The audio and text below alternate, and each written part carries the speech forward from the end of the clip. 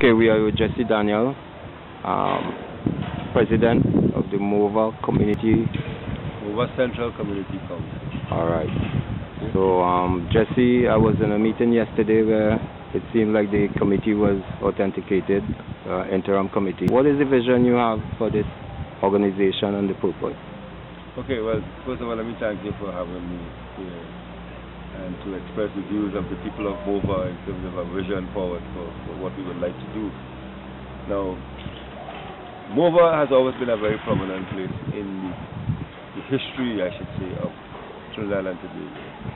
And many people don't know that there have been many great things that came out of Morvant in terms of leadership. You know, people don't know that, for example, the Morvant United football team was one of those that in the 60s, early 70s was one of the most powerful teams to reckon with. Most people don't know the history that Morvant was one of the first planned communities in not just Trinidad and Tobago, but in the Caribbean as a whole. And the structure that you see where we are standing even here now, the structure behind me, was the first constructed community center in all of Trinidad and Tobago. And in fact, I will go on to say that it was one of those few projects that was actually a self-help project where the government provided materials and the community, the elders at the time, who most of them are pastors, were the ones who did the actual work to construct. And for many years it served as the heartbeat of not just only this community, but even communities far and wide. In fact, as a youth, I recall growing up here and seeing the man they call the father of the nation, Dr. Eric Williams, who has since passed on. But I know as a child I used to see him coming here because the political party at the time, they used to have all their conventions and whatever activities, major activities used to take place on this place because it was one of the largest halls that you could have hosted any activity. And today we've come to the point now where how many years later, and we see that we have a new center being constructed. And this center, and as you can see, if you look, you could see it's going to be again one of the largest community centers again being put down in, at least I would dare to say, at least in the east-west corridor. And with that, we're happy that it's being put here, and the vision for this new community center and for the community as a whole is this must become the hub, the rally where things will take place. We are hoping in the future that a bridge will be established beyond this straight over to the Savannah, Morvant Recreation Ground just in the distance there, so that we will construct a bridge so that we will be able to have activities that connect from here to there, and this way Morvant will become, Morvant Central, I should say, will become the true hub of everything that is happening in St. George West. So we are seeing it way beyond just Morvant, but seeing us expanding to a point that people will recognize that this is in fact one of the best kept secrets we have in terms of our community and what our community can do to bring forward, you know, the best that we have.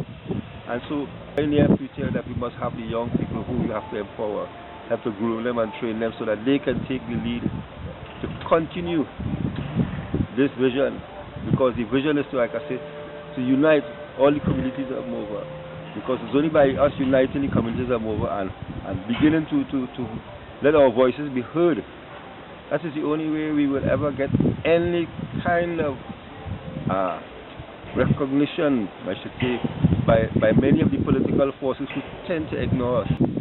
And we're going to start this movement from that level, and it's going to grow. But already within the short time that we've started, we already see how people are connected and are really, you know, eager to see something is happening. After that meeting of authentication yesterday, what was the next move? Okay.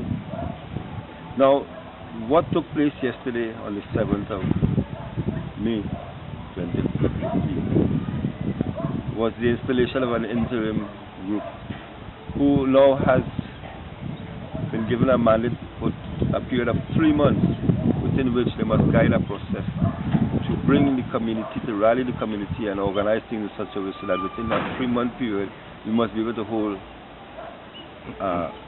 general elections where a proper executive will be installed. That executive comprised of 16 persons. It's part of a broader branch, a branch council, which is the St. John West branch council of the Village and Community Council Association. So we have to begin to work with them closely so that we, not only them, but also with community development, and begin to link with other. But we have very many businesses in the community who benefit from the support of, I should say, the community through their financial spending and so forth and so forth. And I know I'm hoping that we will be able to rely on them to give support in whatever way, to give us that kind of resources to move forward with what we plan to do. So what is the key date of the community center, of this construction here? What's the completion date? Just think, when I look at the state of the work where they are at now, and I had a discussion some time ago with the head contractor, and he said to me that they were 3 months behind in the schedule. But I really thought, when I looked at it, maybe they might have been more, but he said 3 months, so I give it that. But I didn't ask him as to what was the target date for completion, but maybe that is some information we just need. But in the meantime, what is happening is that I'm seeing a 2016. I don't see this happen until after the next election, which is upcoming, and whoever the new government is coming in the power will be the ones who will be responsible for handing over this. And speaking of the new government, would that, with any political party, be able to affect your committee, your operation?